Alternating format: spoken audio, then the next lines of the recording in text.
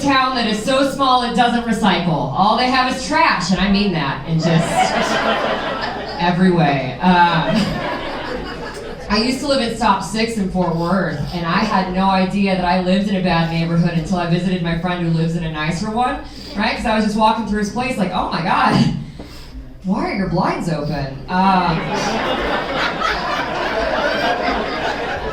Aren't you afraid? And he goes, no, if I go on vacation, I'll ask my neighbors to watch the house. So I had this brand new fantasy. I could have neighbors I could ask to watch my house instead of neighbors I'm afraid are watching my house.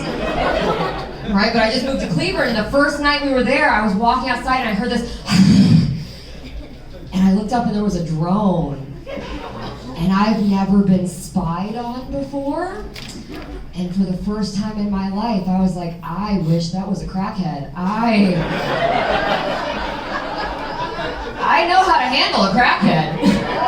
I don't know how to make a drone go away, right? Like, I can't throw a cigarette at a drone and be like, I don't have any cash, man. We knew it was time to get out of the hood because we found 2 crack pipes outside of the house. Actually, no, we found 1 crack pipe. Hang on. It was 1. That's important for the joke, because some bitch tried to outdo me because everybody wants to have had the worst 2020, right? So she goes, well, we found 2 crack pipes outside of my apartment. And I was like, cool, at least your guy has a friend, right? My guy's smoking crack and he's lonely. Like, I never felt safe in that neighborhood, but I did feel pretty, you know? Got hit on at gas stations kind of a lot by guys who cut their sleeves off. 'Cause that's the energy I project that could have this, you know? You guys have to understand, at the club, this has always been a 5, but at the 7-Eleven, this is a hard 11. Guys always came up to me and talked to me like I'm blonde or like I have good credit. I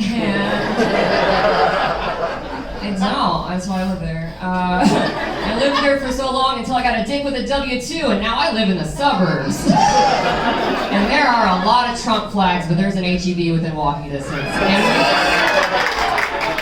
we all make trades. It's so weird seeing those flags up, man, because like I've always lived around losers, but like never people who are proud about it.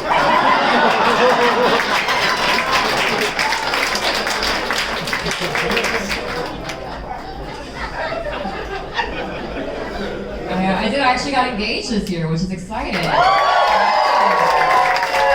then my dad died 2 days later. Oh my God, you had more of a reaction than I did. You say that's so sad? Oh my God, I hate to break this to you. What's your name? Laura. Laura. We're all gonna die. You're gonna die. Have you seen the traffic out there? You might die tonight. I don't know about you guys, but I have crazy road rage. So like, oh, I was so mad coming out here. There was a guy who just wouldn't pull out, and I got so upset until I saw the baby on board sticker on the back. I was like, my guy doesn't know how to pull out. But no, I don't want you to be sad about my dad dying. He had cancer. On the count of 3, if you or a loved one has been affected by cancer, let's yell cancer. Let's yell just fuck cancer, not cancer. Cancer! Let's yell fuck cancer. 1, 2, 3. Fuck cancer! Yeah. You feel that? Yeah. We're all gonna go. It's not that big of a deal, but it just happened so much at the same time that everybody's like, Monna, what are you gonna do for your wedding? I'm like, bitch, I'm on my funeral. Like, a wedding, I can do that more than once if I have to. A funeral, I get 1 shot. And I'm so paranoid that somebody's gonna do my makeup better in my death than I ever did it when I was alive. So, closed casket for this bitch. Just because I don't have it in me for someone to walk up and then I finally have the perfect contour and they go, oh, she was hot. Like, I do not have that in me. And honestly, you know what, this isn't even a joke. The last words that I got to tell my dad, I got to tell him that I was engaged, and he said, oh, thank God, finally. I'm 28 for the second time, like I'm not that old. But it made me think, like, is that what you were holding on for? Right? Because that's a shift change if I've ever seen one, right? like sometimes, I've had a lot of friends, their dads walk them down the aisle, give them away at the altar. I think it's flattering, right? Like my dad liked my fiance enough to just die. He was like, you got her. I am clocking out. Something I really want for this year, more than anything, I want us to just stop commenting on people's weight, because you never know what you're actually saying to somebody. Like one of the last times I got to see my dad, we were out to brunch, and this guy that we used to know from church came up and he goes, "Oh my God, Don, you've lost so much weight." And my dad said, "Thanks, it's the chemo diet."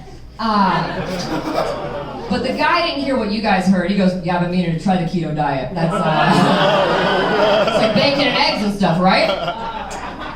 And then my dad goes, "No, the chemo diet, like cancer, but you should still try it." I felt so bad for my therapist, because it was like all in 1 week, right? Like I told her that I got engaged. I did the same thing to her I did to you guys. Where I was like, "I got engaged," and she went, "Oh," and I was like, "Nope, but then my dad died. You gotta work, bitch." Buckle up. You're earning that coke.